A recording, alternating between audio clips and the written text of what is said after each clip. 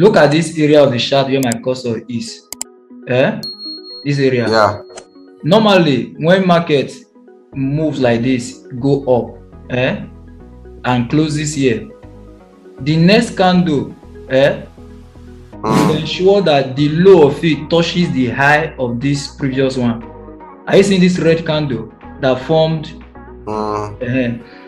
This next candle, this is the third candle, must touch the first one. The high must touch. That's one. That means that price is properly delivered. Then it now goes up again. Creates a new candle. The new candle that is forming, the low of it must touch the high of the one before the second one. Now you are getting me? Then once it moves up again, this other candle here now, the low of it must touch the high of this other one. Okay?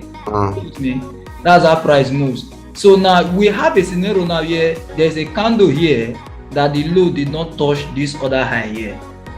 Let me show you. This low of that candle did not touch the previous high. The high, this one, did not touch it. That is what we call fair value gap. This area now, market must come back to it. And that is what it did here. Are you seeing it? That's what it did here. It must come back to it to fill it. That's what you call that's the way the algorithm deliver the prices. Okay, so if you check all of the candles, each of them, like all the candles in any time frame, this is the way they move. If a candle goes up, the third one must come back and touch the high of the first one. So now look at this scenario. Let me draw your attention to this other side. The market dropped down like this and drop again and drop. This particular high of this one did not touch the low of this one. So there's a fair value gap in candles. Are you getting me? There's a fair value gap in these candles. Market must come back. It's a must too. It's not as if it may do it now, it may not do it now, but it must come back. Are you seeing it? This is the reason. How you like duplicate that thing? Now control. I press control. Control it. Just press control button and then drag it. It will duplicate. Like when you press control button now. But it must be like this first, so you cannot drag this one. You must double click it to have this extension and kind of thing. Then you hold your control key and you drag it. Okay. So I'm showing you all the fair value gap in the market right now. So this first one here, the market, the third candle did not come back to this first one. So there's a gap here. The concept is that market must enter the fair value gap again before going down. And this fair value gap is valid because it took out a low here, took out a swing. Are you getting me? Valid. Yeah. So now look at this market also. After it has also filled it now. It has also filled it and come down. Are you seeing me? So that's the concept of the fair value gap. It must fill any of these gaps that is happening. Okay. Do you understand it? Yeah, I understand fair value gap. Okay, now let me also explain. So I will show you the chart why I told you market must come back. I will show you the chart of the GR30. Now this particular movement now, market just moved from here. Look at where I am right now. Market just moved from here straight without an opposite candle in between. Even though the price was well delivered, each of the high was touching the low. This area is called imbalance. Market will trade back to it.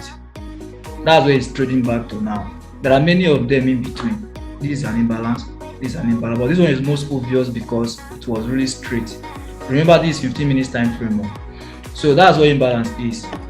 The movement from here to here to this place is actually an imbalance. There's a fair value gap here. There's another one here. There's another one here. So this kind of area, market must trade back to it, either now or in the future. So that is the concept of fair value gap and imbalance. So they can be used together. Now this is done to induce traders to join a buy. market will start running like this now. Some persons will just buy. So they will not bring the market back to that place to stop all of them out. Are you getting it? So then this other part of liquidity where you are talking about, this is relatively equal lows now. This area now, market must trade below it as well to come and feel. There's a fair value gap here that is very obvious, very far. This one is big. Are you seeing the fair value gap? That's the fair value gap market traded to and bought. When the market was being delivered, there was a gap here. This gap is the fair value gap. Which asset is this? This is this 100 now. This 101S. See, look at it. Okay. So the market. No clear, they block. Sorry. Yeah. So the market must trade back. Let me zoom it again. The market must trade back into any fair value gap it left on the road. This one like this, it must come back to it. So it has come back to it. There is possibility of it still coming back again in second time sharp. So why other block is simply all these red blocks in between. So you know that one since. Now let me show you the asset I was talking about and tell you the reason why. Or let me just show you a simple of my strategy. Strategy is, this is my strategy. Once market break a swing high like this now, it must come back to it before buying. So what now happened here? What changed? The market broke a low here and came back and sold. This one, it broke this low here, it came back to it again and is selling. Now it broke a low here, it has come back to it right now and is selling. I was supposed to be on this trade. I was observing this trade before the call. Now the call, when you call me now, let me make me know enter this trade. We are both seeing different things now. With the same thing you are seeing now, I'm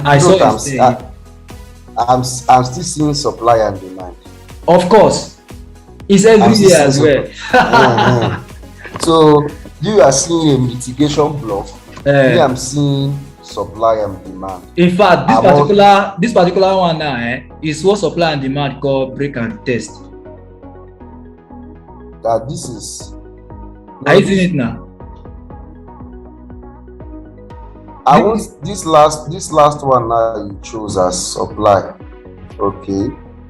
I wouldn't take it. Why?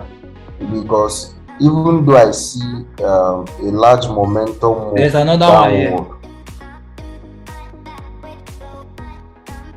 But me now, this place where you choose now, waiting at the corner now na flip zone. You are calling it what? A flip zone. A flip zone. That's what supply and demand calls it now. Oh, I'm a flip zone. I know I'm as. That's what supply and demand calls it. Break and retest. I think they also call it flip zone. So when it breaks a demand, it becomes a supply zone. Do you understand? Just like support and resistance. Exactly. So, but why my own is kind of more accurate in my own trading since I started using it is that I'm combining it together with the knowledge of fair value gap, imbalance, and other blocks. Like for example, now my stop loss is going to be above this red block. Let me move this thing. It's going to be here. Let me move this. Sorry, not this. Here, because of this block. Are you seeing it? This is going to be my stop loss. And it did not violate it. It's selling massively now. This is M15. Normally I trade on either M15 or M5. So I would have gone to M5 and spot a cleaner entry. So let me show you what I would have done on the M5.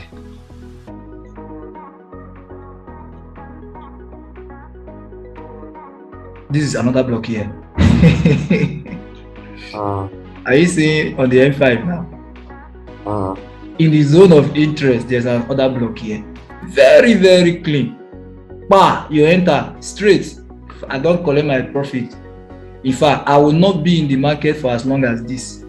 Once this move drop like this, I don't make that target when I tell you that daily target. I've made it as easy as that. Yeah. So it's very simple, and this thing is happening on V75 there. Like I don't like magic. Let me show V75 to you. I'm on a V75 trade, sir, so I know what you're talking about.